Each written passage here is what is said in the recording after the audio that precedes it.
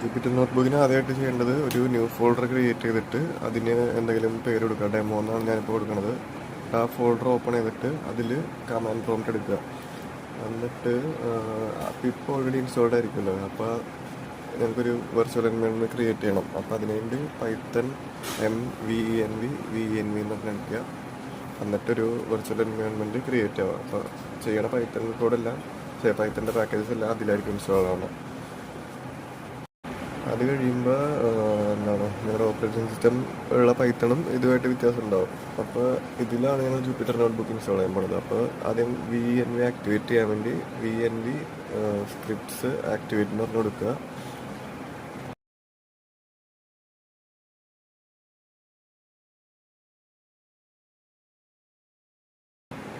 Virtual environment activate ആയിട്ടുണ്ട്. എന്നിട്ട് അതിൽ ഞങ്ങൾക്ക് പിപ്പ് ഇൻസ്റ്റാള് നോട്ട്ബുക്ക് ചെയ്യാം. നോട്ട്ബുക്ക് പാക്കേജിലാണ് നമ്മുടെ ജൂപ്പിറ്റർ നോട്ട്ബുക്ക് ഇൻസ്റ്റാൾ ആവുന്നത്.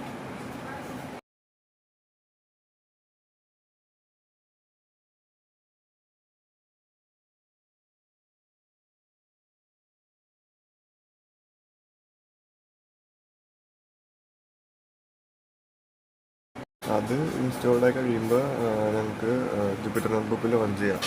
അപ്പോൾ അതിനുവേണ്ടി ജൂപ്പിറ്റർ നോട്ട്ബുക്ക് എന്ന് പറഞ്ഞ് ജസ്റ്റ് ടൈപ്പ് ചെയ്താൽ മതി. ആ ഒരു കമാൻഡ് അടിക്കുമ്പോൾ ഞങ്ങളുടെ ഡീഫോൾട്ട് ആയിട്ടുള്ള ബ്രൗസറിൽ ജൂപ്പിറ്റർ നോട്ട്ബുക്ക് ലോഞ്ച് ആവും അതിൻ്റെ ഇൻ്റർഫേസ്.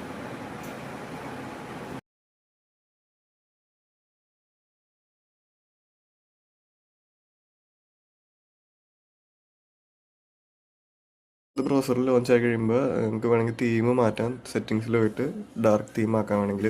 അപ്പോൾ ഈ ഒരു സ്ക്രീൻ കണ്ടില്ലേ, ഇത് ഞങ്ങളുടെ ആ മറ്റേ ഫോൾഡറിൽ തന്നെയാണ് ഓപ്പൺ ആയേക്കണം. VNV സെറ്റ് ചെയ്തേക്കണം, അതിൽ തന്നെയാണ് ഓപ്പൺ ആയേക്കണം. അതിലിനി ന്യൂ ജൂപ്പിറ്റർ നോട്ട്ബുക്ക് ആഡ് ചെയ്യാം ഫയല്. എന്നിട്ട് അതിന് വേണമെങ്കിൽ ഞങ്ങൾക്കൊരു റീനെയിം ചെയ്തിട്ട് പേര് ഇപ്പോൾ ഡെമോ എന്ന് പറഞ്ഞു കൊടുക്കണേ ഞാൻ. അപ്പോൾ ആ ഒരു സംഭവം ഈ ഞങ്ങളുടെ ഫയലിൽ തന്നെ വരും. ഇത് സെറ്റ് ചെയ്തിരിക്കുന്ന ഫയലിൽ തന്നെ ലോഡായി വരും.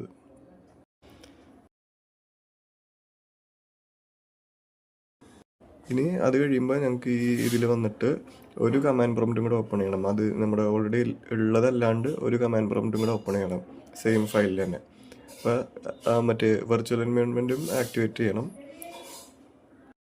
ആക്ടിവേറ്റ് ആയി കഴിയുമ്പോൾ ഞങ്ങൾക്ക് അതിൽ ജസ്റ്റ് ഒന്ന് ഓപ്പൺ ചെയ്ത് വെച്ചാൽ മതി. അത് ഞാൻ നെക്സ്റ്റ് ഇതിൽ പറഞ്ഞുതരാം എന്തിനാണെന്നുള്ളത്. അപ്പോൾ ഈ രണ്ട് കമാൻഡ് പ്രോംപ്റ്റും ഓപ്പൺ ആയിരിക്കണം.